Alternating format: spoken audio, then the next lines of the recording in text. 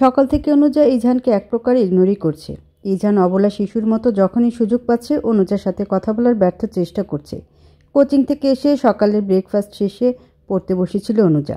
দুপুরে গোসল খাওয়া শেষে আবারও পড়তে বসেছিল। 15 তারিখ থেকে এসএসসি পরীক্ষা। শান্তিমতো নিঃশ্বাস নেওয়ার ফুসরত নেই। বেলা গড়িয়ে এখন শেষ বিকেল। অনুজা বইপত্রের পাট চুকিয়ে বেলকনিতে গিয়ে বেতের সিঙ্গেল সোফাটাতে হাত পা ছড়িয়ে বসেছিল। একটানা চেয়ারে বসে বইয়ে চোখ লাগিয়ে পড়তে পড়তে মস্তিষ্ক ক্লান্তিতে নুয়ে পড়েছে। এখন এক কাপ আগুন গরম চা হলে মন্দ হতো না। নিজের বাড়ি হলে নিজে গিয়ে চা করে নিয়ে আসতো, কিন্তু সদ্য বিবাহিত শ্বশুরবাড়িতে সে ইচ্ছে মাটি চাপা দিতে হলো। সন্ধ্যায় 7 তলার ছাদে অনুষ্ঠানের আয়োজন করা হয়েছে। Family get together. আজ আইরিন রহমান ছেলে মেয়েদের নিয়ে আসবেন। অনুজা পুনরায় মায়ের সামনে দাঁড়াতে ভয় পাচ্ছে। বাবা গত হওয়ার পর থেকে মাই সমস্ত দায় দায়িত্ব পালন করে আসছেন। এজন্য ছেলে মেয়ের মা হওয়ার পাশাপাশি বাবা হতে গিয়ে আইরিন রহমান কিছুটা গম্ভীর, কঠোর ধাঁচের হয়ে গিয়েছেন। তাই তো মেয়ের নামে প্রতিবেশীদের মুখ থেকে মন্দ কথা শুনে নিজেকে একদমই সামলাতে পারেননি। অনুজা বয়সে ছোট হলেও বুদ্ধিতে একেবারে কাঁচা নয়। মায়ের কষ্ট ঠিকই তার চোখে পড়েছিল। আকাশ পাতাল ভাবতে ভাবতে অনুজা অন্যমনস্ক হয়ে পড়েছিল। ইজান কখন পাশের বেতের সোফাটা দখল করে বসেছে সে খেয়ালই করেনি। তার দৃষ্টি তখন পাশের বাড়ির ছাদে পোষা উড়ন্ত কবুতরগুলোর দিকে। কি সুন্দর উড়ে উড়ে ঘুরে ঘুরে বেড়াচ্ছে। কখনো জোড়ার সাথে ভালোবাসা বিনিময় করছে। অনুজা হেসে উঠল। ইজান অনুজার দৃষ্টি অনুসরণ করে হাসির কারণ বুঝল। তার নিজের ঠোঁট কোণেও মৃদু হাসির রেখা ফুটে উঠল। হালকা কেশে ইজান অনুজার দৃষ্টি আকর্ষণে সফল হলো। ইজানের মুখ হাসি হাসি ভাব বিরাজমান। সে ধোয়া ওঠা মগ ভর্তি গরম চা অনুজার দিকে বাড়িয়ে দিল। অনুজা বিনা বাক্য ব্যয়ে চায়ের মগটি হাতে নিল। পুনরায় উড়ন্ত কবুতরগুলোর দিকে দৃষ্টি নিবন্ধ করল। শেষ বিকালের এক ফালি তেজহীন রোদ অনুজার মুখমণ্ডলের উপর দখল করে নিয়েছে। মাঘের শীতল পরিবেশে অনুজার ভালোই লাগছে। আবেশে চোখ বুজে ফেলল। অন্যদিকে মুগ্ধ নয়নে অনুজার দিকে তাকিয়ে আছে ইজান, যেন কতদিনের তৃষ্ণা নিবারণ করছে। অনুজার চোখ খুলতেই দুজনার দৃষ্টি বিনিময় হলো। অনুজা ভ্রু উঁচিয়ে শোধালো, কি হয়েছে? প্রত্যুত্তরে ইজান বলল, কিছু না, দেখছি আমার একান্ত ষোড়শী কিশোরীকে। ইজানের সুন্দর কথার পিঠে অনুজা ভেঙচি কেটে বলল, রাখুন আপনার একান্ত ষোড়শী কিশোরী। আসছে আমার প্রেমিক পুরুষ। ডজন ডজন রমণীর প্রেমিক পুরুষ হয়ে আমাকে একান্ত কিশোরী বলতে লজ্জা করে না? বান্ধবীদের সামনে আমার মুখটা কোথায় গেল বলতে পারবেন? ইজানের মুখ থেকে পুরোপুরি হাসি উবে গিয়েছে। মুখখানা বাংলার পাঁচের মতো ঘুচিয়ে দিয়েছে। ইতস্তত করে বলল, আমার কি দোষ বলো? সব তো জানোই, মনটা বড়, তাই দয়া করে সবাইকে জায়গা দিই। এতে কি আমার দোষ? ফুঁসে উঠল অনুজা। অগ্নিঝরা কণ্ঠে বলল, লজ্জা করে না একমাত্র বউর সামনে এসব কথা বলতে? আমি কি এসব কথা উঠিয়েছি? তুমিই তো আগে শুরু করলে। দোষটা কার? অবশ্যই আপনার। ক্লাসমেটটা যখন বলল, আরে ইনি রুজমা আপুর বয়ফ্রেন্ড, আমাদের পাড়ার সাবিহা আপুর বয়ফ্রেন্ড, তখন আমার মুখটা কোথায় গেল বলতে পারেন? প্রেম করবেন ভালো কথা, কিন্তু গণহারে কেন? ওরা আমার গার্লফ্রেন্ড ছিল না, ওরা আমার ক্লাসমেট। একই ভার্সিটিতে পড়ি। একসাথে চললে কি গার্লফ্রেন্ড হয়ে যায়? আজকালকার মেয়েগুলো এত অ্যাডভান্স। আমার গার্লফ্রেন্ড ছিল শুধু উমা। ওই যে লাল দালান দেখতে পাচ্ছ, ওখানেই থাকেও। মেয়েটা সুবিধা না দেখিয়ে তো তোমাকে নিয়ে গেলাম ব্রেকআপ করাতে। ভুলে গিয়েছ? অনুজা মুখ ভোতা করে বলল, ভুলবো কেন? বলেছিলাম আপনার কাজটা করে দিলে মেট্রো রেলে চড়াবেন, তাই তো রাজি হয়েছিলাম। না হলে আমার খেয়ে দিয়ে কাজ নেই অন্য ব্রেকআপ করাতে যাব? অনুজা ইজানের কথোপকথনের মাঝে মাগরিবের আজান ভেসে আসলো। দুজনেই ব্যালকনি ছেড়ে রুমে চলে আসলো। ইজান গায়ে পাঞ্জাবি পরতে পরতে বলল, নামাজটা পড়ে ফেলো, সব গেস্টরা আসতে শুরু করবে, আমি মসজিদে যাচ্ছি। আচ্ছা। ইজান যেতে গিয়ে আবার ফিরে এসে অনুজার চোখে মুখে কয়েকটা চুমু দিয়ে বলল, সুন্নত। বউকে চুমু দেওয়া সুন্নত, বুঝলে? আমাকে আবার খারাপ ভেবো না, সুন্নত আদায় করতে হবে না চুলি, হ্যাঁ? অনুজা পিছন থেকে বলে উঠল, আমি তো জানতাম শুক্রবার স্ত্রীর কপালে চুম্বন করা সুন্নত, কিন্তু মাগরিবের সময়ও দিতে হয় তা তো জানা ছিল না। ইজান তার হেলে পড়া টুপিটা ঠিক করতে করতে জবাবে বলল, যত দিব তত সুন্নত। আমাদের মহানবী সাল্লাল্লাহু আলাইহি সাল্লাম কখনো বলেছেন শুধু জুমাবারে চুমু দিতে হবে, বাকি সময় নিষিদ্ধ? বলেনি তো। তাহলে এদিকে এগিয়ে আসো, আরেকটা দিয়ে যাই। অনুজা দ্রুত হাতে ড্রেসিং টেবিল থেকে চিরুনিটা হাতিয়ে নেয়। দাঁতে দাঁত চেপে ইজানকে উদ্দেশ্য করে বলে, যাবে নাকি চিরুনি ছুঁড়ে মারব? ইকামত শুরু হয়ে গেল বোধ হয়। যাচ্ছি যাচ্ছি বাবা, কি দজ্জাল বেরি। ইজান আর দাঁড়ালো না, দ্রুত গতিতে বেরিয়ে পড়ল। অনুজার মাগরিবের নামাজ শেষ হতেই হাতে কিছু শপিং ব্যাগ নিয়ে মুশফিকা হাজির। মুশফিকা এসেই বিছানা ধপ করে বসে পড়ল। হাঁপাতে হাঁপাতে বলল, বুঝলে অনু, আজ সারাদিন যা খাটনি গিয়েছে। ছোট্ট একটা অনুষ্ঠানের আয়োজন করা হয়েছে, তাতেও কত কাজ। ডেকোরেটরের সাথে এটা ওটা এগিয়ে দেওয়া, দিক নির্দেশনা দেওয়া সবই তো আমারই করতে হয়েছে। ইজানের নিজের বিয়ের অনুষ্ঠান কোথায় একটু তদারকি করবে তা না, বাইক নিয়ে ফুরুত। শাড়ি পরে একটু সাজগোজ করতে হবে বুনু, হাত মুখ ধুয়ে এসো। ড্রয়িং রুমের ছাদে অতিথিরা গিজগিজ করছে, চলো তোমাকে রেডি করে দিই। আপু, আম্মু, অনিশা, ইয়াস ওরা সবাই এসেছে? ইতস্তত করে বলে উঠল অনুজা। মুশফিকা স্মিথ হেসে বলল, আন্টিরা ড্রয়িং রুমে বসে আছি, কেবলই আসলেন। এসো তাড়াতাড়ি তৈরি হয়ে নাও, যেতে হবে তো নাকি? জি আচ্ছা আপু। মুশফিকা অনুজাকে সাজাতে বসল। গতদিনের আনা গোলাপি রঙের কাতান শাড়ি আর হালকা মেকআপের ছোঁয়া। তখনই ফাতিমা বেগমের উপস্থিতি, হাতে কাঠের ছোট সিন্দুক। মুশফিকার দিকে সিন্দুকটি বাড়িয়ে দিলেন, তারপর অনুজার উদ্দেশ্যে বললেন, ইচ্ছে তো ছিল একমাত্র ছেলের বউকে গয়নায় মুড়িয়ে দিব, কিন্তু কিভাবে কি হলো সবটাই বুঝতে পারছো। এগুলো আমার শাশুড়ির মায়ের গহনা, তিনি নাতি বউয়ের জন্য এগুলো আলাদা করে রেখে গিয়েছিলেন। আমি যত্ন করে এই সিন্দুকে গুছিয়ে রেখেছিলাম। মুশফিকার জন্য যেগুলো দিয়েছিলেন ওগুলো ওর বিয়ের সময় দিয়ে দেওয়া হয়েছে। এগুলো তোমার, নিজে খুলে দেখো তো। মুশফিকা সিন্দুকের তালাটা খুলে দিয়ে অনুজার হাতে দিল। অনুজা অস্বস্তি নিয়ে গহনাগুলো খুলে খুলে দেখছিল। পুরোনো আমলের খাঁটি স্বর্ণের গহনা, একটা কণ্ঠচিক, হাতে দুজোড়া মোটা বালা আর শঙ্খের কারুকাজ খচিত আংটি। পুরনো দিনের হলেও বেশ চকচক করছে, দেখতেও সুন্দর লাগছে। অনুজার পছন্দ হলো। অনুজা ছোট করে বলল, সুন্দর। ফাতিমা বেগমের মুখে হাসি ফুটে উঠল। তিনি হাতে মোড়ানো কাপড়টা অনুজার হাতে দিয়ে বললেন, খুলে দেখো। কানের দুল, মাঝারি সাইজের একজোড়া সুন্দর কানের দুল কাপড়ে মোড়ানো ছিল। ফাতিমা বেগম আবার বললেন, স্বর্ণগুলো পলিশ করতে গিয়ে রেডিমেড কিনে নিয়ে এলাম। আমি স্বর্ণ সাধারণত রেডিমেড কিনি না, কিন্তু এত তাড়াহুড়ো করে রেডিমেডই কিনতে হলো। তোমার পছন্দ হয়েছে মা? অনুজা মাথা দুলালো। অর্থাৎ পছন্দ হয়েছে, না চাইতে কত কি পেয়ে যাচ্ছে সে। অপছন্দ হয়েছে এমন কথা কি করে বলতো সে? তাছাড়া গহনাগুলো বেশ সুন্দর ডিজাইনের। ফাতিমা বেগম যেমন হঠাৎ এসেছিলেন তেমনি হঠাৎই চলে গেলেন। মুশফিকা দরজা লক করে এসে মনোযোগ দিয়ে অনুজাকে সাজাতে বসলো। সাজানো শেষে মুশফিকা অনুজাকে বলল, আয়নার সামনে যাও দেখি। অনুজা ড্রেসিং টেবিলের সাথে লাগোয়া আয়নার দিকে তাকাতেই চমকে উঠল নিজেকে দেখে। কি সুন্দর লাগছে তাকে, কেমন বড় বড় ভাব ফুটে উঠেছে মুখে। কে বলবে এ মেয়ের বয়স সবে 16। মুশফিকা পাশে এসে দাঁড়িয়ে বলল, মাশাআল্লাহ মাশাআল্লাহ, আমার ভাইয়ের একান্ত ব্যক্তিগত সম্পদে কারো নজর না লাগুক। অনুজা লজ্জা পেল ননাসের কথায়, কিঞ্চিত হেসেও ফেলল সে। মেয়ে দেখে লজ্জাও পায়। মুশফিকার কথার লজ্জায় অনুজার ফোলা গাল দুটো আরেকটু ফুলে উঠল। এরা ভাই বোন এত লাগাম ছাড়া কেন আল্লাহ জানেন। অনুজাকে নিয়ে ড্রয়িং রুমে আসতেই আইরিন রহমানের সাথে দৃষ্টি বিনিময় হলো অনুজার। মাকে দেখতে অনুজার ডাগর ডাগর চোখ দুটিতে অশ্রুকণা ভর করছে। টুপ করে চিবুক গড়ানোর আগে আইরিন রহমান হাত দিয়ে মুছে দিলেন। ছলছল নয়নে হাসি মাখা মুখে বললেন, বড্ড সুন্দর লাগছে, কান্না মানায় না মোটেও। বলে অনুজা জড়িয়ে ধরলেন। অনুজাও মাকে ঝাপটে ধরে ফুপিয়ে কেঁদে উঠল। মায়ের ওপর জমানো অভিমান, অভিযোগ আজ চোখের জলে বিসর্জন দিচ্ছে মেয়ে। দুপাশ থেকে অনিশা, ইয়াস এসে মা বোনকে ঝাপটে ধরল। উপস্থিত ফাতিমা বেগমের চোখ দুটো কখন যেন পানিতে পূর্ণ হয়ে উঠেছিল। কত অল্প বয়সে মেয়েটা বিধবা হয়েছে, স্বামী হারিয়ে কত দুঃখ কষ্টের মধ্যেই না জীবন পার করেছে আইরিন রহমান। ছোট বোনের বান্ধবীকে নিজের বোনের মতোই দেখেন তিনি। আইরিন রহমানের দিকে তাকালে নিজের বোনের প্রতিচ্ছবি দেখতে পান ফাতিমা বেগম। তাই তো ভাড়াটে হওয়া একমাত্র সত্ত্বেও আইরিন রহমানের সাথে তার দারুণ সখ্যতা। পাশ থেকে মুশফিকা তড়িঘড়ি করে বলে উঠল, চলুন এবার, দেরি হয়ে যাচ্ছে। সব গেস্টরা চলে এসেছেন, আব্বা রাগারাগি করবেন দেরি করলে। আম্মা, আন্টি চলুন তো। এমন সময় হুড়মুড়িয়ে ইসরাতের প্রবেশ। সবার দিকে লজ্জায় পড়ে গেল বেচারি। তাড়াহুড়ো করে আসতে গিয়ে লম্বা ঘেরের গাউনে পা বেঁধে পড়ে যেতে নিয়েছিল সে। ভাগ্যিস এক পুরুষালীর হাতের শক্ত বন্ধনে পড়তে গিয়েও পড়ল না। ইসরাত সোজা হয়ে দাঁড়াতেই শ্যামবর্ণের সেই শক্ত বন্ধনের পুরুষটার মুখ দেখতে পারল না।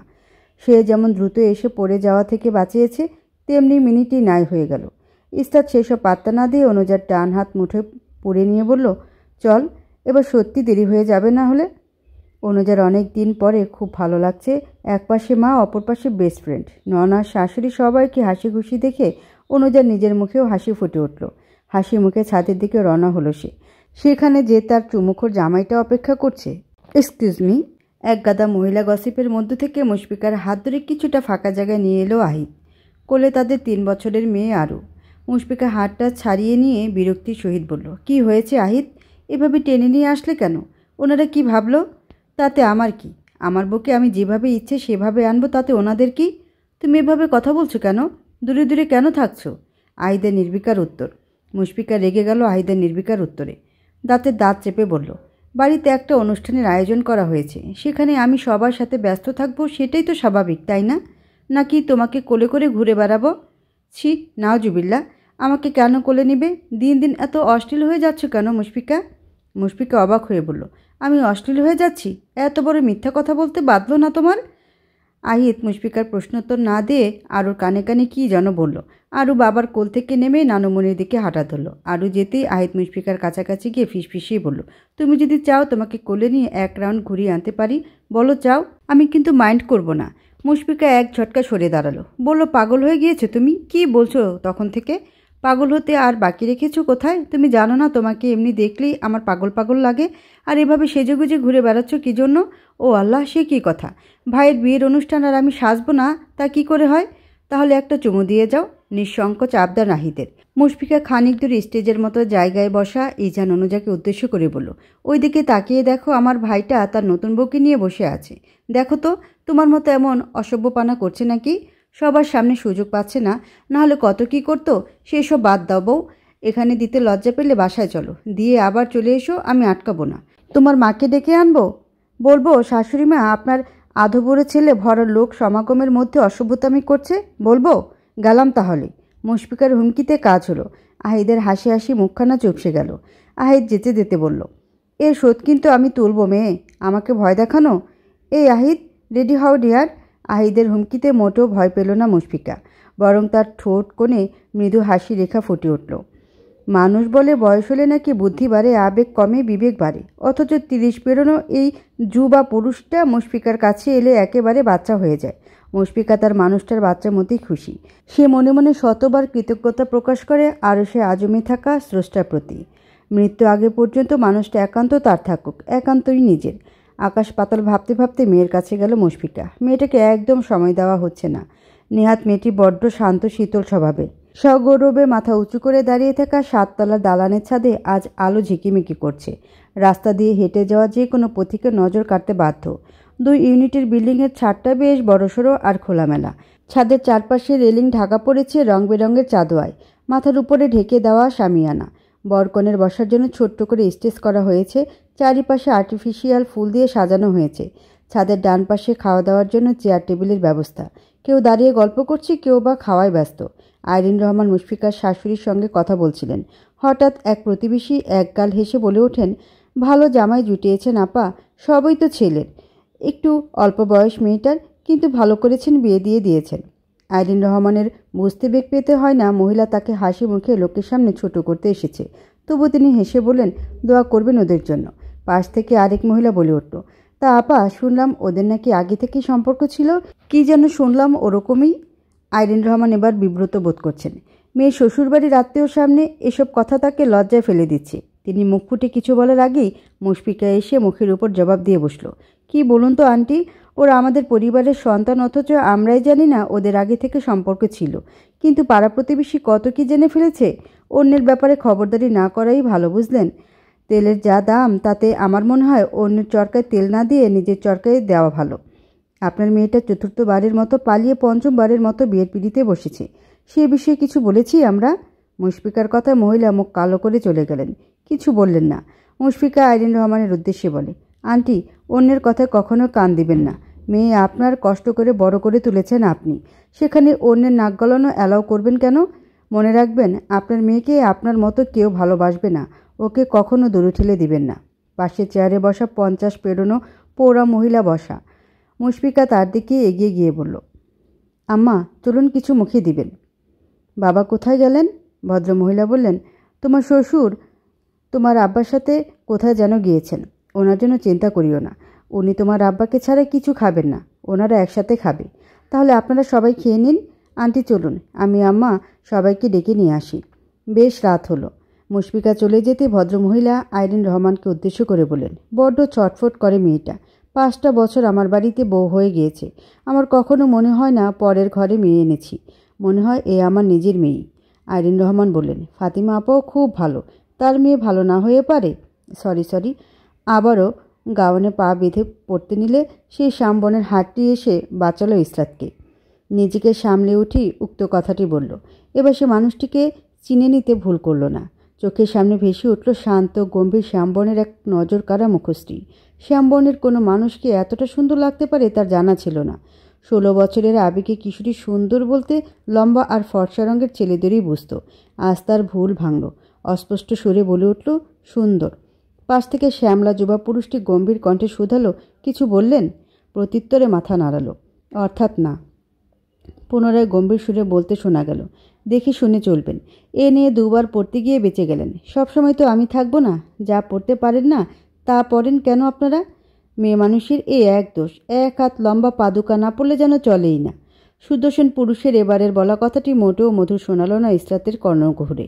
সে ঘাড় কাত করে কাট কণ্ঠে প্রত্যুত্তরে বলল, খোঁটা দিচ্ছেন? যান, আপনাকে আর ধরতে হবে না। আমি নিজেকে সামলাতে পারবো। কথার সমাপ্তি ঘটিয়ে আর দাঁড়ালো না। গট গট শব্দ তুলে অনুজার কাছে গিয়ে মুখ ভোতা করে দাঁড়িয়ে রইল। অন্যদিকে ষোড়শী কিশোরী ইসরাতের রাগে লালিমায় ছেয়ে যাওয়া মুখটা দেখে প্রথমবারের মতো দণ্ডায়মান পুরুষের বুকে চিনচিন ব্যথার শুরু হলো। যুবক মুচকি হেসে বলল, ষোড়শী মানে বিপজ্জনক। ইসরাতকে মন খারাপ করে দাঁড়িয়ে থাকতে দেখে অনুজা চিন্তিত সুরে শুধালো, কি হয়েছে? কিছু না, ভোতা মুখে জবাব দিল। আহ, বল না, কি হয়েছে? না বললে বুঝবো কি করে? ইসরাত প্রত্যুত্তরে বলল, ওই যে অফ হোয়াইট রঙের পাঞ্জাবি পরা ছেলেটাকে। কেন, তোকে কিছু বলেছে? অনুজার পাল্টা প্রশ্নে বিরক্ত হলো ইসরাত। চোখ মুখ কুঁচকে বলল, পাল্টা প্রশ্ন করিস কেন? যা জিজ্ঞাসা করেছি জানা থাকলে উত্তর দে। বুবুর দেবর আইমান। পাশ থেকে ইঝান জবাব দিল, কিছু হয়েছে? কিছু বলেছে? ফের প্রশ্ন করলো ইঝান। ইসরাত বলল, না, সেরকম কিছু হয়নি। রাত তো বেশ হলো, আমি বরং আব্বুকে আসতে বলি, না হলে দেরি হয়ে যাবে। অনুজা বলল, আর কিছুক্ষণ থাকলে হতো না? না, আম্মু বলেছেন বেশি রাত না করতে, পরে আবার রাগ করবে। অনুজা আর কিছু বলল না, মৌন হয়ে বসে রইল। খেয়ে দেয়ে কিছু অতিথিরা চলে যাচ্ছেন। ঘনিষ্ঠ কিছু আত্মীয় এখনও বসে গল্প করছেন। অনিশা, ইয়াস, মুশফিকার ছোট্ট আরুর সাথে খেলা করছে, দৌড়াদৌড়ি করছে। আইরিন রহমান সকলের সাথে গল্প করছেন। অনুজা চারপাশটা অবলোকন করছিল। বেশ ভালোই তো লাগছে মায়ের স্বাভাবিক হাসি মাখা মুখখানা। আব্বুর জরুরি একটা কাজ পড়ে যাওয়ায় নিতে আসতে পারছে না। এখন আমি কি করি? এত রাতে একা কি করে যাব? আম্মু রাগ করছেন, তিনি আসতে চাইছেন, কিন্তু বনুর এত জ্বর, এর মধ্যে কিভাবে আসবে? হঠাৎ ইসরাতের কাঁদো কাঁদো কণ্ঠে বলা কথা শুনে অনুজা অবাক সুরে বলল, তুই এত চিন্তা করছিস কেন? এই বাড়িতে কি মানুষজন কেউ নেই? আন্টিকে নিষেধ কর, বল এনাদের গাড়ি আছে, ইজানের বাইক আছে, একটাতে গেলেই হবে। অত চিন্তা করিস না, থেকে গেলেই তো হয়। ইসরাত কিছু না বলে ফোনে ব্যস্ত হয়ে পড়ল। অনুজা মুশফিককে ডেকে ইসরাতে যাওয়ার কথা বলতেই মুশফিকা বলল, চিন্তা করিও না, আমার দেবর গিয়ে যদি দিয়ে আসে কোনো সমস্যা হবে? ও বাইকে করে এসেছে, দেখছো তো, আয়মানও নিয়ে যাবে। অনুজা আয়মানের কথা বলতে ইসরাত কিছুক্ষণ ইতস্তত করে রাজি হলো। আইরিন রহমান বারবার থেকে যেতে বললেন, কিন্তু পরদিন কোচিং থাকায় আর বাসা থেকে অনুমতি না নিয়ে আসায় ইসরাতকে জোর করতে পারলেন না। বললেন, সাবধানে যেও, বাসায় গিয়ে ফোন করবে, ঠিক আছে? ইসরাত সম্মতি জানিয়ে বলল, ঠিক আছে আন্টি। তারপর এক এক করে সবার থেকে বিদায় নিয়ে বেরিয়ে পড়ল ইসরাত। প্রথমবারের মতো অজানা কোনো পুরুষ মানুষের সাথে বাসায় ফিরছে ইসরাত। মনের মধ্যে কেমন ধুকপুক করছে। সিঁড়ি দিয়ে নিচে নামার রিস্ক নিল না ইসরাত। লিফটে করে নেমে বাইকের পিছনে উঠে বসল। এর মধ্যে পুরোটা সময় আইমান ছিল নির্লিপ্ত গম্ভীর। লোক সমাগমের মধ্যে থাকায় শীতের তীব্রতা টের পায়নি ইসরাত। রাস্তায় নামতেই ঠান্ডায় দাঁতে দাঁত লেগে আসছে। বাসা থেকে আসার সময় কোনো গরম কাপড় নিয়ে আসেনি সে। আইমান হয়তো ইসরাতের সমস্যা বুঝেছিল। নিজের গায়ের জ্যাকেট খুলে দিয়ে ইসরাতের উদ্দেশ্যে বলল, নিন, এটা পড়ুন। আপনাদের মেয়েদের কাহিনী বুঝি না। তারা মুখে আটা ময়দা মাখতে ভুল করেন, অথচ শীতের দিনে উষ্ণ কাপড় ছাড়া নির্দ্বিধায় বেরিয়ে পড়ে। ইসরাত জ্যাকেট না নিয়ে বলল, লাগবে না আপনার জ্যাকেট, আপনার জ্যাকেট আপনিই রাখুন। এত রেগে যান কেন মিস? নিন, জ্যাকেট গায়ে দিন, আমি বাইক স্টার্ট দিব, ঠিক করে বসবেন। ইসরাত বিনা বাক্য ব্যয়ে জ্যাকেট গায়ে দিয়ে শক্ত হয়ে বসে রইল। বাইক কিছু দূর যেতেই মোড় বাঁধল। আর একটু হলে পড়ে যেত ইসরাত। বাতাসে আইমানের ভাষা কথা শোনা গেল, ধরে বসুন, না হলে পড়ে যাবেন। গন্তব্যে পৌঁছে ইসরাত থেমে গেল। আইমান গাড়ি ঘুরে ইসরাতকে বলল, শুনুন, কথায় কথায় রাগ করবেন না, রেগে গেলে আপনাকে ভয়ঙ্কর সুন্দর লাগে। আর হ্যাঁ, নিজের বাবা ভাই ছাড়া অন্য কারো বাইকে উঠবেন না, অন্যের পিঠে আপনার নখের দাগ যেন না লাগে, ঠিক আছে? চলি। ইসরাতকে কিছু বলার সুযোগ না দিয়ে আইমান ঝড়ের গতিতে চলে গেল। ইসরাত অবাক হয়ে কিছুক্ষণ সেদিকে তাকিয়ে থেকে নিজেদের ফ্ল্যাটের দিকে পা বাড়ালো। মুশফিকা শ্বশুর শাশুড়িকে এগিয়ে দিতে এসেছে। বাবু ঘুমিয়ে পড়েছে, তারা আহিদের সাথে যাবে। আহিদ নিজের গাড়ি নিয়ে এসেছেন। মুশফিকা শ্বশুর শাশুড়ি বাড়ি ফেরার কথা কিছু না বললেও আহিদ বলল, কাল দুপুরে খেতে এসে যেন তোমাকে বাড়িতে পাই, মনে থাকবে? মুশফিকা জবাবে বলল, যাব। আর একটু কাজ আছে, ভুল ভাঙাতে হবে তো, তুমি সাবধানে যেও। আচ্ছা। আহিত খুব একটা শ্বশুরবাড়িতে রাত কাটায় না। ব্যবসায়ী মানুষ, একদিনের অনুপস্থিতিতে হিসাবের গরমিল হয়ে যায়। অনুজার ভাই ইয়াস ঘুমিয়ে পড়েছে। অনিশার চোখও লাল। গেস্টদের বিদায় দিয়ে সবাই ইজানদের বাসায় বসে আছে। আইরিন রহমান, ইজানের মামা, ফুপু, মামি ইজান ইয়াসকে কোলে তুলে নিল। অনিশা যাবে না বোনকে ছেড়ে, সে বোনের কাছেই থাকবে। অজ্ঞতায় ইজান ঘুমন্ত ছোট শালাকে কাঁধে তুলে নিয়ে আইরিন রহমানকে এগিয়ে দিতে গেল। অনুজা অনিশাকে নিয়ে নিজেদের বিছানায় শুয়ে দিল। যদিও মুশফিকা নিজের কাছে রাখতে চেয়েছিল, কিন্তু অনিশা অনড়, সে বোনের কাছে ঘুমাবে। ইজানের বৃদ্ধা নানুসহ কাছের কিছু আত্মীয় থেকে গেলেন। সব কিছু গুছিয়ে অনুজা ঘুমাতে এলো, কিন্তু কোথাও ইজানকে দেখল না। পরনের ভারী শাড়ি গহনা বদলে সুতি কামিজ পরল। ইজানকে না দেখতে পেয়ে ব্যালকনিতে গেল। আবিষ্কার করলো ইজান চুপটি করে বসে। অনুজা এগিয়ে গিয়ে শুধালো, রাত তো অনেক হলো, ঘুমাবেন না? আমি কোথায় ঘুমাবো? শালিকে এসে আমার জায়গা দখল করে নিয়েছে। আমি কই ঘুমাবো বলো? কেন, বিছানায় আর জায়গা নেই? আছে বই কি, কিন্তু নিজের বউকে নিয়ে শান্তিতে যদি ঘুমাতেই না পারি তবে কেন ঘুমাতে যাব বলো? অনুজা ইজানের আজব যুক্তিতে হেসে দিয়ে বলল, কিছু করার নেই, শালাশালির এতটুকু অত্যাচার সহ্য করতে হবে। রাতে ভালো ঘুম হয়নি ইসরাতের। বলতে গেলে একটা বিনিদ্র রজনী গিয়েছে। প্রভাতের আলো ফুটতেই বিছানা ছাড়ে ইসরাত। ফ্রেশ হয়ে এলোমেলো পায়ে কিচেনে গেল চা বানাতে। চায়ের জন্য চুলায় পানি বসিয়ে মায়ের রুমে একটিবার উকি দিল। নামাজ পড়ছেন তিনি। চা বানানো শেষ হলে চা নিয়ে বেলকনির প্লাস্টিকের হাতল দেওয়া চেয়ারে আরাম করে বসল ইসরাত। শহরে এখন শীতের তীব্রতা বেশ কম। পাতলা টি শার্টের ওপর চাদর জড়ানো, অর্ধ খোলা বেনি চুলে এলোমেলো লাগছে ইসরাতকে। বেবি হেয়ারগুলো কপাল ঘিরে রেখেছে। চোখ বন্ধ করে প্রাণ ভরে ভোরে সতেজ স্নিগ্ধ বাতাস উপভোগ করল কিছুক্ষণ। কোথায় যেন দু একটা পাখি ডাকছে। গোটা একটা রাত চোখে ঘুম ধরা না দেওয়ায় যে অস্বস্তি খারাপ লাগা ছিল, নিজেকে দিবালোকে সদ্য ফোটা আলোয় মেলে দিয়ে যেন শরীর মন চনমনে হয়ে উঠল ইসরাতের। আয়মান নামক মানুষটা তার চোখের ঘুম কেড়ে নিয়েছে। না চাইতেও মানুষটাকে নিয়ে সে ভেবেছে। তার শেষে বলা কথাগুলো ইসরাতের কিশোরী হৃদয়ে দারুণ নাড়া দিয়েছে। এভাবে কেন বলল মানুষটা? দিনের আলো গাঢ় হওয়ার সাথে সাথে ইসরাতের কাপও চা শূন্য হয়ে পড়ল। ইসরাতের মনে হলো প্রকৃতির মাঝে এরকম কিছু সময় কাটালে মন্দ হয় না। কি সুন্দর স্নিগ্ধতায় ঘেরা সকাল! যিনি এই সুন্দর প্রকৃতি সৃষ্টি করেছেন জগতের সব সৃষ্টি না জানি তিনি কতই সুন্দর। শূন্য দিগন্তে চোখ তুলে চাইল ইসরাত। মেঘমুক্ত এক নীলাভ অন্তরিক্ষ ধরা দিল তার চোখে। প্রকৃত বিলাস করা শেষ হলে পড়তে বসলো ভালো হয়। হাতে গোটা কটা দিন বাদে পরীক্ষা। বেকার সময় নষ্ট করা একেবারেই ঠিক নয়। তুমি পড়তে বসো, কি খাবে বলো, বানিয়ে দিচ্ছি। পেছন থেকে মায়ের শান্ত সুরে বলা কথা ইসরাতের ধ্যান ভাঙল। পিছন ফিরে আবিষ্কার করলো মায়ের সফেদ রঙা হিজাবে আবৃত শ্যামবর্ণের স্নিগ্ধ মুখখানা। হালকা ঠোঁট নড়ছে মায়ের। হাতের দিকে তাকিয়ে দেখলো অনবরত তসবিহ পাঠ করছেন তিনি। সুন্দর প্রকৃতি ও সুন্দর মানুষটার দর্শনে ইসরাতের মন আরও চনমনে হয়ে উঠল। মায়ের উদ্দেশ্যে বলল, যাচ্ছি আম্মু। বনুর জ্বর সেরেছে? আগে থেকে তাপমাত্রা কিছু কমেছে, পুরোপুরি সারেনি। ওকে নিয়ে চিন্তা করতে হবে না, তুমি পড়তে বসো। আর হ্যাঁ, অনুজা শ্বশুরবাড়ির সবাই কেমন? কদিন বাদে পরীক্ষা, এর মধ্যে বিয়ে, কি একটা অবস্থা! অনুজার কথা বলতেই আর একটিবার আইমানের গম্ভীর শ্যামবনের মুখখানা মনের দর্পণে ভেসে উঠল। প্রত্যুত্তরে হেসে বলল, সবই ভালো, একটু সমস্যা তো হবেই, তবে ওনারা অনেক ফ্রেন্ডলি, তেমন কিছু হবে না। আচ্ছা আম্মু, অনুরোধ করো, আমি পড়তে বসছি। ইস্তা দ্রুত বেলকনি ছাড়ল। সে আইমানের কথা ভেবে অকারণে হেসে ফেলছে। পাছে মা আবার কিছু বুঝে যায় কি না। অনুভূতিগুলো বড্ড বাহায়া নির্লজ্জ, যখন তখন ঝুলি থেকে বেরিয়ে পড়ে। ড্রয়িং রুমের সোফায় একজোড়া কপতি। মেয়েটাকে বেশ চিন্তিত মনে হচ্ছে। ছেলেটা স্বাভাবিক। দুজনেরই বয়স অল্প। ফাতিমা বেগম প্রথম দর্শনে অবাক হলেন, বিস্ময় নিয়ে শোধালেন, আরে অনন্যা যে, কি খবর তোমার? গতকালের অনুষ্ঠানে আসলে না কেন? তা পাশে কে? ফাতিমা বেগমের বিরোধীহীন প্রশ্নে অনন্যা নামের মেয়েটি আরেকটু গুটিয়ে নিল নিজেকে।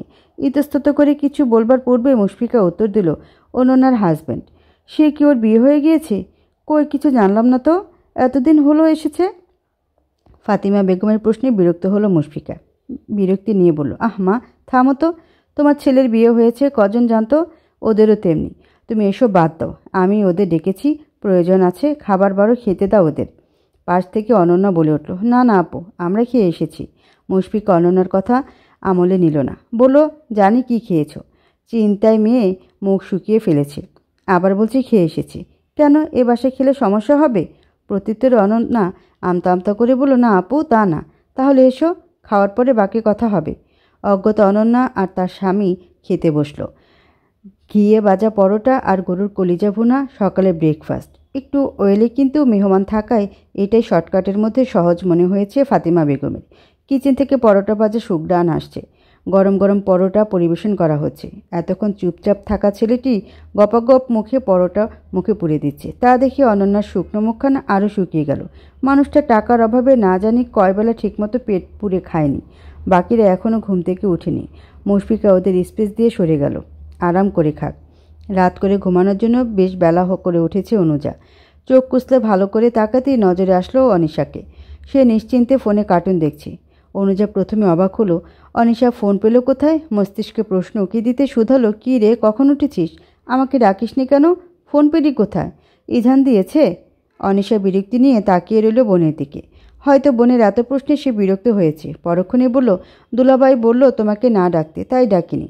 ভাইয়াই ফোন দিয়েছে। ক্ষুধা লেগেছে? অনুজা পুনরায় শোধালো। অনিশা মাথা নাড়ালো, অর্থাৎ হ্যাঁ। অতঃপর অনুজা অনিশাকে কোলে নিয়ে বিছানা ছাড়ল। বোনকে ফ্রেশ করে নিজেও ফ্রেশ হয়ে নিল। তারপর ইজানকে ডেকে তুলে অনিশাকে নিয়ে রুম ছাড়ল। ড্রয়িং রুম আর ডাইনিং পাশাপাশি। পরিচিত দুটো মুখ চোখে পড়তেই চলমান পা দুখানায় স্থির হলো অনুজার। পরক্ষণে অবাকতার রেশ কাটিয়ে হেঁটে গেল অনন্যার কাছে। ভালো আছো আপু? ইমতিহান ভাইয়া, আপনি কেমন আছেন? অনুজার উপস্থিতি ও প্রশ্নে খাওয়া থেকে মুখ ফিরিয়ে দুজনেই অনুজার দিকে তাকালো। অনুজার চোখে মুখে খুশি খুশি ভাব। অনন্যা মুচকি হেসে বলল, এই তো আলহামদুলিল্লাহ ভালো। তোমার কি খবর? চলছি আলহামদুলিল্লাহ। কখন এলে? আমাকে একটু ডাকবে না? কিছুক্ষণ আগে এসেছি, পাশ থেকে জবাব দিল ইমতিহান। অনুজাকে দেখে মুশফিকা টেলিভিশন দেখা বন্ধ করে এগিয়ে গেল ডাইনিংয়ে। অনিশাকে উদ্দেশ্য করে বলল, ঘুম ভাঙলো ছোট আপু? অনিশা ছোট্ট করে জবাব দিল, হুম। অনুজা খালি চেয়ারে অনিশাকে বসিয়ে দিল। মুশফিকা প্লেটে পরোটা কলিজা ভুনা বেড়ে দিলে অনুজা অনিশাকে খাইয়ে দিতে লাগলো। টুকটাক কথা চলল সকলের সাথে। ঘড়ির কাঁটা যখন ঠিক 10:15 তখনই এক এক করে সকলে ড্রয়িং রুমে উপস্থিত হলো। আইরিন রহমান এসেছেন, ফাতিমা বেগম, রমিজউদ্দিন, ইজহান, ছোট্ট আরু, এমনকি জামিলার মাও। সকলের মুখভঙ্গি সিরিয়াস। সকলে দেখে তাকে শুকনো ঢোক গেল অনন্যা। ইমতিহান চোখের ইশারায় সাহস জোগালো। অনন্যা নিজেকে স্বাভাবিক করে বলতে শুরু করলো, আমাদের জন্য আজ ইজহান ভাইয়া আর অনুজার এই অবস্থা। আসলে ইজহান ভাইয়া আর অনুজার মধ্যে আর যাই থাকুক প্রেম ঘটিত কিছু ছিল না। থাকলে আমি অন্তত জানতাম। ওর সাথে আমার খুব ভালো সম্পর্ক। ছোট বোনের মতো দেখি ওকে। তেমনি ইজহান ভাইয়ার সাথে ভালো সম্পর্ক। ইজহান ভাইয়া এমনিতে খুব বিশ্বাসী মানুষ। বিপদ আপদে যতবার ডেকেছি না করেনি কখনো। তাই আমার জীবনের গুরুত্বপূর্ণ কাজেও ভাইয়ার সাহায্য চাইলাম। অনুজাকেও বললাম, আমাদের বিয়েতে সাক্ষী লাগতো। তাই আমার তরফ থেকে ইজহান ভাইকে আর আমার এক বান্ধবীকে বলেছিলাম। আমাদের বিয়ের পরে ওরা বেরিয়ে পড়েছিল। কোথায় গিয়েছিল জানি না। পরে বাড়িতে আসার পর রাতে মা বলছিল অনুজাকে ইজহান ভাইয়ের সাথে বিয়ে দিয়ে দিয়েছেন। বাবাও সেখানে ছিলেন।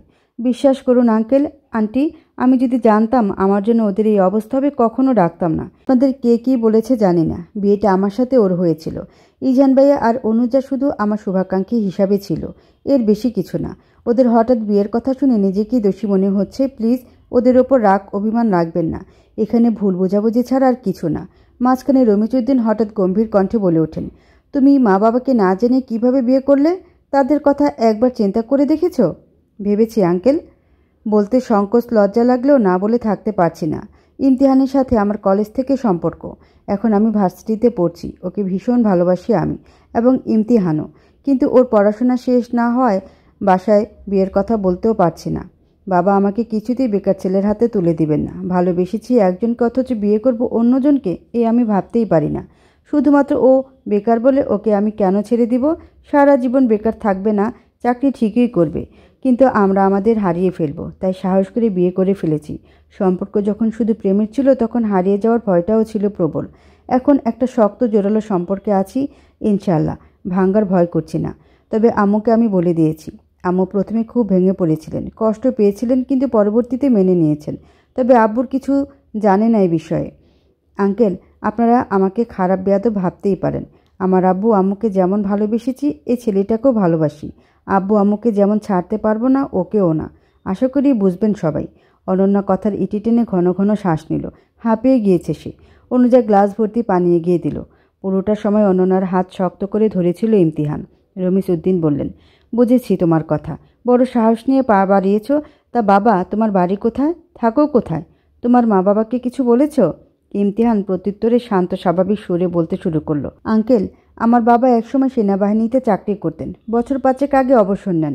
আগে আমরা ক্যান্টনমেন্টেই থাকতাম। পরবর্তীতে আব্বু আম্মুকে নিয়ে গ্রামে চলে যান। আব্বু মারা গিয়েছেন আজ 1 বছর হলো। আব্বু থাকতেই আমার একমাত্র বড় বোনকে বিয়ে দিয়ে গিয়েছিলেন। বর্তমানে মা বাড়িতে একা থাকেন। আমি ঢাকার একটা মেসে থেকে পাবলিক ভার্সিটিতে এবার অনার্স ফাইনাল ইয়ারে পড়ছি। চাকরির চেষ্টা করছি। টিউশন পড়িয়ে নিজের খরচ চালাচ্ছি। বিয়ের খবরটা অবশ্যই আমার আম্মুকে জানিয়েছি আগেই। চাকরি পেলে আম্মুকে কাছে নিয়ে আসব। আর বিয়ের প্রস্তাব নিয়ে ওর বাবার কাছে যাব। বিয়ের প্ল্যান ছিল না, কিন্তু ওর বাবা অর্থাৎ আঙ্কেল বেশ কয়েকবার পাত্রপক্ষ দেখিয়েছেন, তাই ঝুঁকি নিয়ে বিয়েটা করেই ফেললাম। এর আগে ওর প্রতি আমার অধিকার না থাকলেও এখন তো আছে। রমিজউদ্দিন বললেন, বুঝলাম। এই যুগের ছেলেমেয়েরা ঝুঁকি নিতে চায় না। নিশ্চয়ই সিদ্ধান্ত যখন নিয়েছো ভাবনা চিন্তা করেই নিয়েছো। পরবর্তীতে কোনো প্রয়োজন পড়লে আমার গাধা পুত্রকে না ডেকে আমার কাছে এসো। শহরে তোমার কে আছে না আছে জানি না, কোনো প্রয়োজন পড়লে আমার শরণাপন্ন হইও। বুঝেছ ছেলে? ইমতিহানের চোখ ভর্তি পানি টলমল করছে। ধরা গলায় বলল, আমাদের ধর্মে তো পায়ে হাত দিয়ে সালামের নিয়ম নেই। যদি থাকতো অবশ্যই আপনাকে সালাম করতাম আঙ্কেল। আমার বাবা মারা যাবার পরে এতটা জোর দিয়ে কেউ আমাদের পাশে এগিয়ে আসেননি। লুকিয়ে ঝুঁকি নিয়ে বিয়ে করলেও সংসার জীবন অবশ্যই সবার দোয়া নিয়েই করবো ইনশাল্লাহ।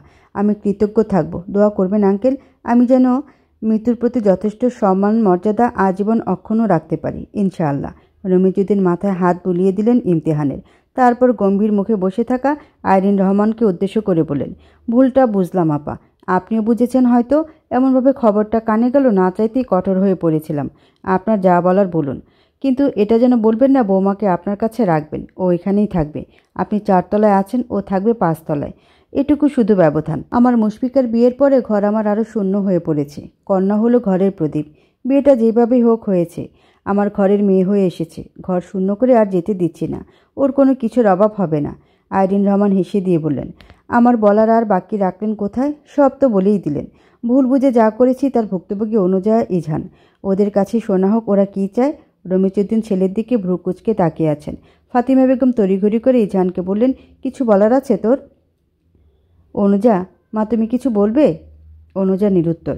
ইজান কিছুক্ষণ ইতস্তত করে বলল, এখন আর কি বলবো, যা হওয়ার তা তো হয়েছি। এসব কথা এখন থাক। ফাতিমা বেগম ছেলের কথা সম্মতি জানিয়ে বললেন, থাকুক এসব কথা, যা হওয়ার হয়ে গেছে। ওরা স্বাভাবিক আছে। সময়টা বিকাল, আসরের পরে। ফাতিমা বেগম এক হাতে তসবিহ জপছেন, আরেকটি হাত ইজানের মাথায়। সে পাশেই সোফায় শুয়ে কুশনের ওপর মাথা রেখে চোখ বুজে আছে। ফাতিমা বেগম ছেলের চুল টেনে দিচ্ছেন। টুকটাক গল্প হচ্ছে মা ছেলের মধ্যে। অনুজা গিয়েছে কিচেনে বিকেলের জন্য কিছু নাস্তা বানাতে। যদিও ফাতিমা বেগম নিষেধ করেছিলেন, বলেছিলেন তোমার কিছু করতে হবে না, সারা দুপুর পড়েছো, এখন একটু রেস্ট করো। অনুজা শাশুড়িমা নিষেধাজ্ঞা অমান্য করে বলেছিল, না আম্মা আমি পারবো, সমস্যা নেই, রান্নাবান্না করতে আমার খারাপ লাগে না। তারপর আর ফাতিমা বেগম কিছু বলেননি। আসরের নামাজ আদায় করে সোফায় বসে তসবিহ জপছেন। ইজান হঠাৎ বলে উঠল, আচ্ছা আম্মা, আব্বাকে কে বলেছিল আমি একটা মেয়েকে নিয়ে কাজী অফিসে গিয়েছি বিয়ে করতে? আর কেই বা বলল বিয়ে করে বউ নিয়ে পালিয়েও যাচ্ছি? এসব বানোয়াট কথা কিভাবে বলে মানুষ? ফাতিমা বেগম প্রত্যুত্তরে বলল, কাজী অফিসের খবর দিয়েছে জাফর নামের লোকটা। ওই যে তোর বাবার সাথে আগে শেয়ারে ছিলেন না, আর তোরা যে পালিয়ে যাচ্ছিস এই খবর দিয়েছে আমার এক দুঃসম্পর্কের আত্মীয় ভাবি। হঠাৎ করে ফোন দিয়ে বলছেন, আপা আপনার ছেলেটাকে দেখলাম 4 তলার ভাড়াটিয়ার মেয়েটাকে নিয়ে কোথাও যেতে। কাঁধে ব্যাগও দেখলাম, একটু খোঁজ খবর করুন। এখন যা দিনকাল। এদিকে তোর আব্বাও ওই খবর শুনে তড়িঘড়ি করে বাসায় ফিরে এলেন। আমি তোর বাবাকে সবটা বললাম। তারপর তিনি বললেন, আইরিন আপাকে একটা ফোন দাও, শুনো মেয়েটা কোথায় এখন। শুধু শুধু অন্যের কথা সন্দেহ করতে পারি না। আইরিনকে ফোন দিয়ে জানলাম অনুজা বাসায় নেই। দুপুরের পরে অনন্যার সাথে বেরিয়েছে। হঠাৎ করে এভাবে ফোন দিয়ে জিজ্ঞাসা করে ও কিছুটা অবাক হয়েছিল। বারবার জিজ্ঞাসা করাতে ওকেও বলে দিলাম। তারপর আর কি, তোর বাবা গিয়ে তোদের নিয়ে এলেন। তারপর কোনো কথা না শুনে বিয়ে দিয়ে দিলেন। আচ্ছা সত্যি করে বলতো তোরা কোথায় যাচ্ছিলি? মেট্রো রেলে। অনুজা বলেছিল ও নাকি এখনও মেট্রো রেলে ওঠেনি। ওদিকটায় আর কখন যায় না যায়, তাই আমি নিয়ে যেতে চেয়েছিলাম। ওদের সাথে আমাদের সম্পর্ক ভালো। টেস্টের আগে আন্টি ওকে কিছুদিন পড়ালেন আমার কাছে। সেক্ষেত্রে এটুকু বন্ধুসুলভ সম্পর্ক থাকা কি অন্যায় আম্মা? কিন্তু এর বেশি কিছুই ছিল না। ভাবিনি ওভাবে কখনই। তবে আইরিন আন্টি এতটা চটে যাবেন ভাবতে পারিনি আমি। বাবারে, এত অল্প বয়সে বিধবা হয়েছে। ছোট ছোট ছেলে মেয়ে নিয়ে একা থাকে। একে তো সঙ্গী হারা, তার উপর ছেলে মেয়েদের সঠিকভাবে মানুষ করার চিন্তা মাথার মধ্যে। নিজে হাতে সবটা করে। এমন কথা শুনে ও মেজাজ ঠিক রাখতে পারেনি। সেদিন অনুজাকে নিয়ে যখন কোচিংয়ে গিয়েছিলি ও এসেছিল, কান্নাকাটি করলো, বারবার বলল, কি ভুল করলাম আপা, মেয়েটার কাছে অপরাধী হয়ে গেলাম। আমি ঠিকমতো খেয়াল রাখতে পারলাম না। মানুষটাকে কি জবাব দিব আমি? কত করে বুঝিয়ে শান্ত করলাম। একমাত্র ছেলের বউ, তাকে কি যে সেভাবে রাখতে পারি? রানীর হালাতে থাকবে আমার ঘরে। ইজান শোয়া থেকে উঠে বসলো, মায়ের দিকে ফিরে হেসে দিয়ে বলল, দেখি তোমার রানী সাহেবা কি রান্নাবান্না করছেন। সে কখন গিয়েছে? অনুজা ব্যস্ত হাতে রান্না করছে। 3 চুলার গ্যাস স্টোভে চা পাতা ফুটছে, বড়া ভাজা হচ্ছে আর ফ্রেঞ্চ ফ্রাই। কোমরে কারো হাতের স্পর্শ কেঁপে উঠল অনুজা। চিৎকার দিয়ে বলে উঠল, কে কে? ভয়ে কাঁপছে মেয়েটা। হাতের বন্ধন আরও শক্ত হলো। গলার ঠোঁট থেকে নেশালো কণ্ঠে বলল, এত ভয় কেন ষোড়শী? আমি ছাড়া কে আছে এভাবে ধরার? নাকি আমার স্পর্শ মনে থাকছে না? অনুজা নিজেকে ধাতস্থ করে বলল, ছাড়ুন তো, ঢং দেখাতে হবে না, দেখি সরেন। দুধটাও উতলে উঠছে, হিট কমাতে হবে। ইজান অনুজাকে ছেড়ে দিয়ে বলল, আচ্ছা ঠিক আছে, তোমার ভাজা কত দূর? সুন্দর ঘ্রাণ বেরিয়েছে। এই তো, চুলারগুলো নামিয়ে নিলেই হয়ে যাবে। ইজান কথা না বাড়িয়ে ট্রে নিয়ে আসলো। কাপে চা ঢেলে ফ্রেঞ্চ ফ্রাইগুলো হাফ প্লেটে উঠিয়ে নিল। অনুজা গরম ডালের বড়া প্লেটে উঠিয়ে ট্রে সাজিয়ে বলল, এগুলো নিয়ে যেতে পারবেন না? আমি এদিকটা গুছিয়ে আসছি। ইজান অনুজার ঘামে ভেজা কপালে ঠোঁট ছুঁয়ে বলল, অবশ্যই রানী সাহেবা। ইজান আর দাঁড়ালো না, ট্রে হাতে করে ড্রয়িং রুমের উদ্দেশ্যে পা বাড়ালো। অনুজা সেদিক তাকিয়ে বিড়বিড়িয়ে বলল, বেড়া মানুষ এমন খবিশ টাইপের কেন হয়? অপ্রত্যাশিতভাবে আজ বিকালের নাস্তায় রমিজউদ্দিনও হাজির হয়েছেন। চায়ে চুমুক দিয়ে তৃপ্তিতে চোখ বুজে ফেললেন। গরম গরম ডালের বড়া এক কামড় দিয়ে বললেন, মাশাআল্লাহ, মা জননীর হাতের চা ও বড়ার তো জবাব নেই। এত সুন্দর রান্না জানো, আগে জানতাম না তো। মাশাআল্লাহ। শ্বশুর বাবা থেকে প্রশংসা বাক্য শুনে অনুজা মুচকি হাসল। ফাতিমা বেগমও বললেন, অনেক দিন পরে এমন সুন্দর ডালের বড়া খেলাম। বেসন দিয়ে পেঁয়াজু খাওয়ার যুগে এখন আর ডালের বড়া কেউ খেতেই চায় না। ঠিক এভাবে আগে আমার মা বানাতো। তুমি বোধ হয় শিল পাটায় বেটেছ, তাই না? তা এ রান্না কোথায় শিখলে মা? দাদুর থেকে। আগে যখন গ্রামে যেতাম, দাদু ডালের খুদ বেটে আতপ চালের গুঁড়ো মিশিয়ে বানাতেন, এতে বেশি মুচমুচে হয়। আব্বুর খুব পছন্দ ছিল। ইজান এক পিস ফ্রেঞ্চ ফ্রাই সসে চুবিয়ে এক বাইট নিয়ে বলল, এটাও তো ভালো বানিয়েছ। সবার এত এত প্রশংসায় অনুজার খুব খুশি খুশি লাগছে। ঠিক এভাবেই তার বাবা বলতেন। বাবার কথা মনে পড়তে দীর্ঘশ্বাস নির্গত হলো। অনুজা নিজেকে স্বাভাবিক করে ফাতেমা বেগমের উদ্দেশ্যে বলল, আজ রাতে আমি রান্না করি আম্মা? ফাতেমা বেগম পুত্র বউয়ের আবদা নাকচ করে বললেন, একদমই না। তুমি মাগরিবের নামাজ শেষে সোজা পড়তে বসবে, কোনো কাজ নয়। আর 2 দিন বাদে পরীক্ষা, এসবের দরকার নেই। অনুজা বলল, জামিলা খালা গ্রামের বাড়িতে গিয়েছেন, আপনার হাঁটুতে ব্যথা, এই অবস্থায় কিচেনে দাঁড়িয়ে রান্না করা ঠিক হবে না। তার চেয়ে বরং আমিই রান্না করি, রাতে পড়তে বসবো ইনশাআল্লাহ। রমিজউদ্দিন ডালের বড়ার শেষ পিসটি মুখে নিয়ে বললেন, বেশ তো করো। তা আজ কী রান্না করবে আমার মা জননী? অনুজা লাজুক হেসে বলল, সারপ্রাইজ আব্বা। রমিজউদ্দিন হেসে দিলেন। চোখের কোণায় দুটো ভাঁজের সৃষ্টি হলো। স্ত্রীর দিকে তাকিয়ে বলল, বুড়ো বয়সে এরকম সারপ্রাইজ পেলে মন্দ হয় না, কি বলো ফাতু? ফাতিমা বেগম রাগান্বিত সরে বললেন, খবরদার আমাকে ফাতু বলবেন না। আসসালামু আলাইকুম ম্যাম, দয়া করে বলবেন আপনার বাসার অ্যাড্রেস কি? 10 নম্বর গেটের বাঁ পাশের 3 নম্বর বাড়িটা। আননোন নাম্বার থেকে ফোন আসতে দ্বিধাদ্বন্দ্ব নিয়ে রিসিভ করেছিল ইসরাত। ফোন কানে দিতেই উক্ত কথাগুলো কানে ভেসে আসলো। অবাক হলো সে তো কোনো অর্ডার করেনি। ওপাশ থেকে পুনরায়, হ্যালো ম্যাম, শুনতে পাচ্ছেন? বলতেই ভাবনা সুতো কাটল ইসরাতের। উত্তর দিল, জি হ্যাঁ। ওপাশ থেকে ফের বলল, তাহলে গেট থেকে পার্সেলটি রিসিভ করুন, আমি নিচে দাঁড়িয়ে আছি। ইসরাত এক প্রকার বিস্ময় নিয়ে নিচে এলো। পার্সেল হাতে ডেলিভারি ম্যান দাঁড়িয়ে আছেন। ইসরাত যেতেই পার্সেলটি হাতে দিয়ে তিনি চলে গেলেন। বেশ বড়সড় সাইজের পার্সেল নিয়ে সোজা নিজের রুমে চলে এলো। ভাগ্যিস আজকে সে ছাড়া বাড়িতে কেউ নেই, নাহলে কি জবাব দিত আম্মুকে? সে তো অনলাইনে কোনো অর্ডারই করেনি। বিস্ময় নিয়ে পার্সেলটি খুলতে লাগলো ইসরাত। মনের মধ্যে কত শত ভাবনা এসে জড়ো হচ্ছে। পার্সেল খুলতেই এক এক করে খুব সুন্দর সুন্দর প্রোডাক্ট নজরে আসলো। একটা কাস্টমাইজ করা ডায়েরি, মলাটে দোলনায় বসা একটি মেয়ের ছবি, বোঝা যাচ্ছে আঁকা অথবা প্রিন্টেড, তার উপর গোটা গোটা অক্ষরে লেখা, তোমায় দেখার দিনগুলো। বাসন্তী রঙের একটা জামদানি শাড়ি, পায়েল দুমোট লাল হলুদ চুড়ি, বিলি ফুলের গাছরা, ম্যাচিং হিজাব, সঙ্গে বেশ কিছু ফুলের পিন, আংটি। প্রত্যেকটা জিনিস ইসরাতের খুব পছন্দ হলো। পার্সেল বক্স পুরোটা ফাঁকা করতেই একটি ভাঁজ করা কাগজ পেল। তাতে লেখা, ষোড়শী কিশোরী, সামনে পরীক্ষা, 10 বছরের সংগ্রাম, আশা করি নিজের সর্বোচ্চটা দিয়ে চেষ্টা করবেন। আপনার জন্য ছোট্ট উপহার ষোড়শী, মনোযোগ দিয়ে পড়াশোনা করুন। আমাদের আবার দেখা হবে কোনো এক প্রহরে। আয়মান। পরিচিত নামটি চোখে পড়তেই ঠোঁটের কোণে হাসি ফুটে উঠল ইসরাতের। মনে মনে বলল, যাক, শ্যামপুরুষ তাহলে ভুলেনি আমায়। এই উপহার সামগ্রী শাড়ি যেদিন আমাদের দেখা হবে সেদিনই পরব শ্যামপুরুষ, আমি অপেক্ষা করব। ডায়েরিটা রেখে বাকিগুলো খুব যত্ন করে আলমারিতে তুলে রাখলো। অতঃপর কলমদানি থেকে একটা কলম নিয়ে ডায়েরিতে লিখতে শুরু করলো মনের অব্যক্ত কথন।